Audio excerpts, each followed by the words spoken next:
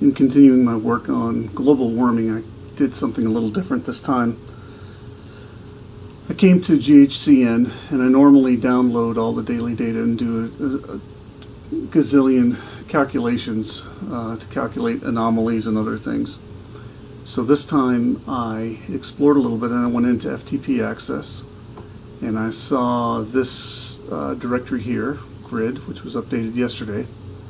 And when you read about this, what you find out is that had GHCND is output into the annual maximum temperature anomaly and annual minimum temperature anomaly files. The anomalies were calculated with respect to the following base period, 61 to 1990.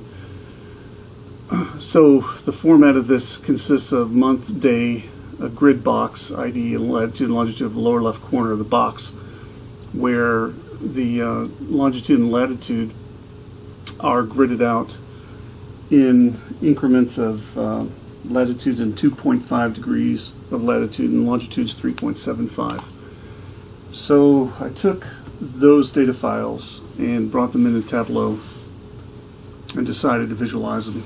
So what I did was I shifted the data point into the midpoint of the latitude longitude box of every one of these gridded boxes.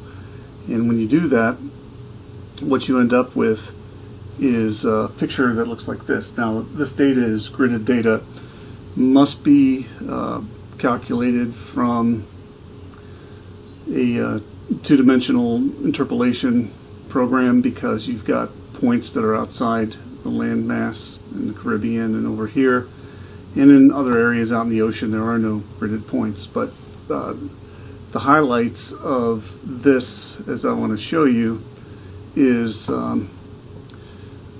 we have the ability in this dashboard to pick a month and then to navigate through the page pane from 1950 to the present.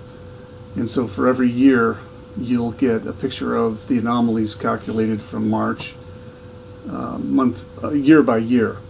So again, the anomaly period, the base period, is 1961 to 1990, and so they're calculating these daily differences in temperature across this that I'm aggregating by month.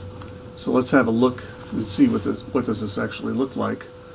So starting with March of 1950, I'm just going to let this animation run.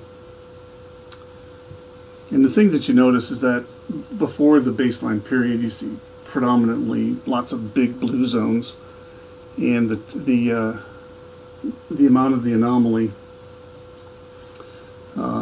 is less than it's going to be later on. So we're navigating now through 1970, still a lot of blue. The size of each box represents the actual anomaly. The color also represents the anomaly. So still we're pretty well balanced through the 1980s.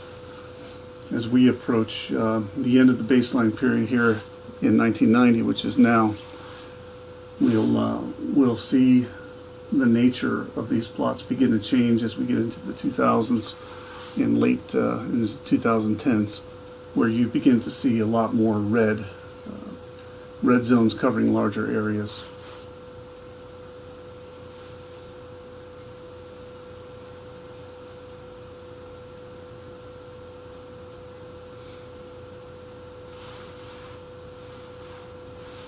So that's it for March. Every month has a different characteristic.